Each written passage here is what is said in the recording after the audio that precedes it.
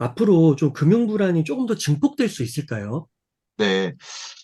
저희가 계속 이야기할 때, 이 금융 불안이 증폭될까? 이 이야기는 너무나 중요하다. 왜냐하면 특히 금리의 의사결정, 금리를 결정하는 그 의사결정에 있어서 세 가지가 있다고 했었는데, 하나가 물가 안정, 두 번째가 금융 안정, 세 번째가 경기 안정.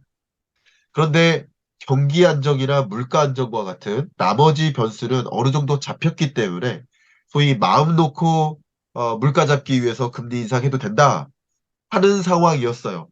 불과 지난주까지만 해도. 그런데 금융 불안정성이 조금 많이 해소되는 상황이었었다. 그러니까 이 부분 금융 불안은 뭡니까? 다른 말로 시스템적 리스크예요. 한번 설명드려 볼게요. 제가 자료를 보여드리면서 말씀을 드리겠습니다. 제가 이미 말씀은 드렸었는데 SVB가 그 파산한 배경에 대해서도 말씀을 드렸습니다만 특히 파산하게 될 경우 금융불안 문제가 커지는데 결국 이렇게 손해를 보고 채권을 매각해야 되는 상황이 된 거예요. 그래서 이게 말 그대로 파산하게 되면서 금융 불안정성을 더 가중시킨다. 실물 경제에도 영향을 미친다. 이렇게 말씀드리는 건데 22년 한 뭐 끝자락 22년 한 9월 이쯤까지 금융시장의 불안정성이 되게 고조됐었죠. 우리나라도 그렇고 미국도 그렇고 소위 이 금융 불안이 다른 말로 시스템적 리스크다라고 볼 수 있어요. 앞에 말씀드렸던 것처럼 금융시장을 어떻게 보면 토대와 같기 때문에 이 토대 자체가 무너지면 경제가 다 무너지는 거예요. 그래서 2008년 글로벌 금융위기 때도 이제 서브프라임 모기지 사태가 그런 거 아니겠습니까? 금융사가 무너지면서 파산하면서 나타난 경제 위기였던 거예요. 그러니까 이게 불안해지면 당연히 금리 인상을 못 한다라고 말씀드렸어요. 아무리 물가 잡는 것도 중요하지만 금융 불안이라는 것을 염두에 두면서까지 물가 잡기 위해서 움직일 수가 없는 것이다. 이렇게 제가 강조하고 싶습니다. 그런데 지금 보여드린 것처럼 금융 불안정성이 다소 해소됐기 때문에 그리고 경기도 그렇게 강한 경기 침체까지는 아니네. 마일드한 경기 침체네. 라고 두 가지 요소는 잡혔기 때문에 물가만을 놓고 물가라는 그 데이터를 보면서 계속 금리 강도 높게 인상하겠다라는 발언을 했었던 것인데 당연히 이렇게 금융 불안이 증폭되게 될 경우 금리 인상을 마음 놓고 할 수가 없는 거죠. 왜냐하면 지금 말씀드렸던 것처럼 SVB의 파산이 금리와 무관한 것이 아니다. 결국 은행을 놓고 은행으로부터 대출 받은 자와 대출 해준 자, 그러니까 저축한 자, 양쪽이 금리와 민감하게 연관되는 것이기 때문에 지금 설명드린 바대로 그렇기 때문에 마음 놓고 금리 인상을 할 수가 없는 것이다.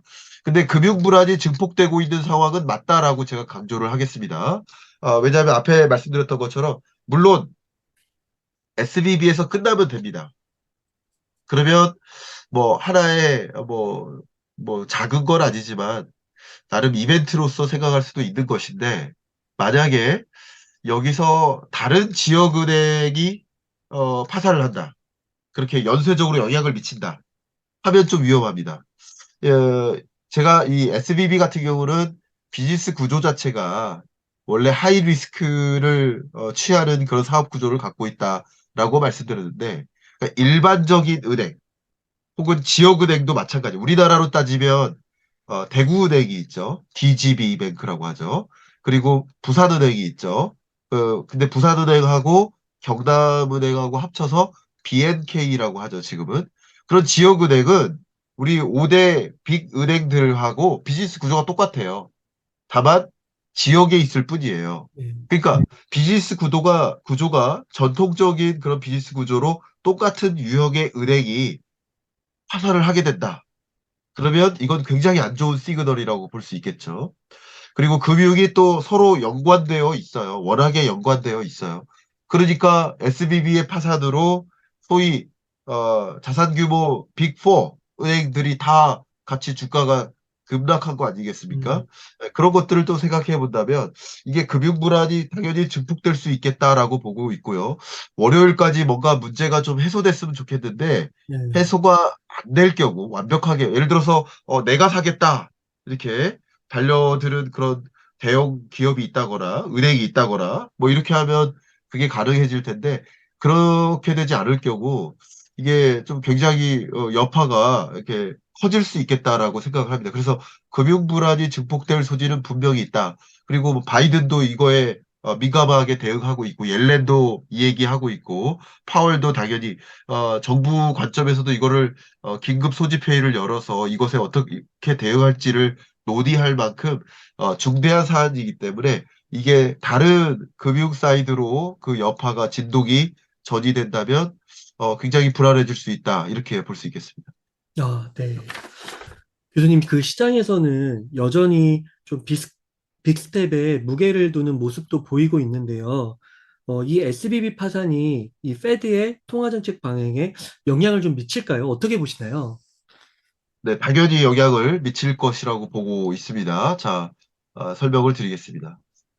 일단 제가 엊그저께도 보여드렸는데 글로벌 리스크 워치 상에서 통화 긴축 강화 이게 가장 중요한 리스크 요인이다라고 말씀드렸어요. 이렇게 강한 긴축 행보를 보이다 보면 금융사의 부실 혹은 기업의 부실, 기업의 파산 이런 것으로 연결될 가능성이 높아져요. 상대적으로. 우리나라 같은 경우도 굳이 이제 합의를 찾자면 이렇게 부동산 PF가 불안한 상황에서 금리를 동결할 수밖에 없었던 것이 그게 뭐 건설사의 파산 또 금융사의 부실로 연결될 소지가 없다고 볼 수 없어요. 그렇기 때문에 그런 걸 감안해서 금리를 나름 그것에 더 무게를 싣고 동결한 것이다라고 판단해 볼 수 있을 것 같아요. 이유를 찾자면. 자, 그런데 이게 통화 긴축 강화 이게 굉장히 강한 리스크 요인이라고 말씀드렸고 또 인플레이션이 지속되고 또 경기 침체 이런 것들이 또 자산 가격을 조정시키잖아요. 이런 것들이 계속 영향을 미치기 때문에 다른 은행들에게도 금융 불안을 더 증가시킬 수 있어요. 결국 이런 것들을 염두에 두고 의사결정을 해야 된다.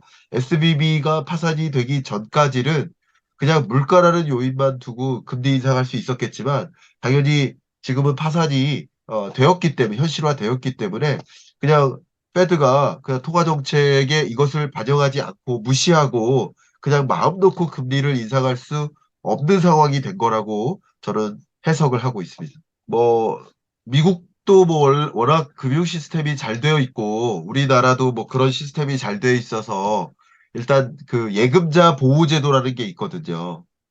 뭐 그 한도가 있어요. 그러니까 우리나라도 역시 예금 보험 공사가 있죠. 저도 얼마 전에 다녀왔었는데 그 공사에서 하는 일이 이런 일이 있을 때 예금자에게 뭔가 보험적으로 뭔가 한도 하에 돈을 예금을 보호받을 수 있게 이렇게 도와주는 그런 제도가 있습니다. 근데 미국도 그런 제도가 있어서 25만 달러죠. 한국 돈으로는 이제 3억 3천만 원이니까 이 정도 내에서는 예금 보호를 받을 수 있습니다. 근데 이걸 초과하면 어떻게 돼요? 돌려받지 못하죠. 근데 SBB의 주요 고객사들이 제가 아까 뭐라 했어요?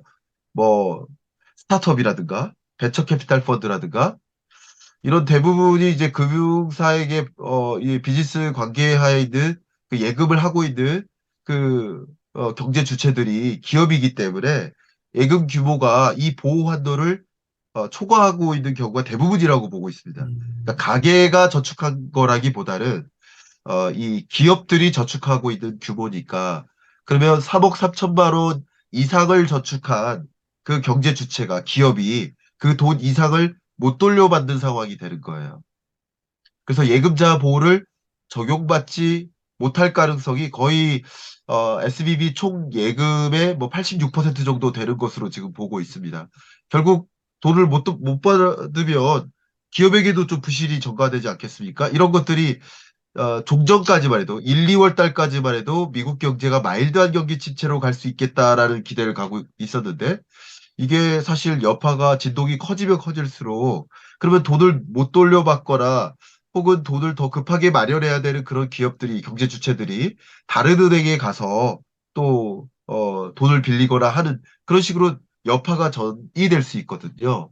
그래서 일단 이 내용을 바탕으로 해서 이 여러분이 전말을 정확하게 기억하시고 이걸 바탕으로 해서 이게 어떤 식으로 전개될까, 잘 마무리될 것인가 아닐까 이것이 금융 불안정성을 얼마나 키울 것인가. 그런 것을 좀 염두에 보시면 좋겠고, 저랑 함께 이제 화요일 날 발표되는 미국 CPI 물가 상승률, 그게 뭐 안 잡히고 올라간다 하더라도 이 금융 부실 문제가 굉장히 커지면 음, 금리 인상이 아예 없을 수도 있습니다. 저는 그렇게 생각도 합니다. 그래서 이 여파가 어떻게 전개될지 내일 당장 이제 오피스 데이가 되니까 그런 걸 좀 지켜보시면서 경제를 관망하실 필요가 있지 않을까 의견을 드리고 끝으로 드리고 싶은 말씀은 제가 이 꽃샘추위에 당했어요.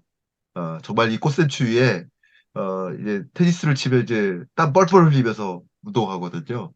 다시 감기가 왔는데 지금 우리 세계 경제도 미국 경제도 SVB의 파산이 마치 예상하지 못했던 꽃샘추위처럼 찾아온 게 아닐까 뭐 그런 생각을 해보고 연준도 이 스탠스를 긴축의 스탠스를 또 옮겨갈 수도 있는 계기가 된다.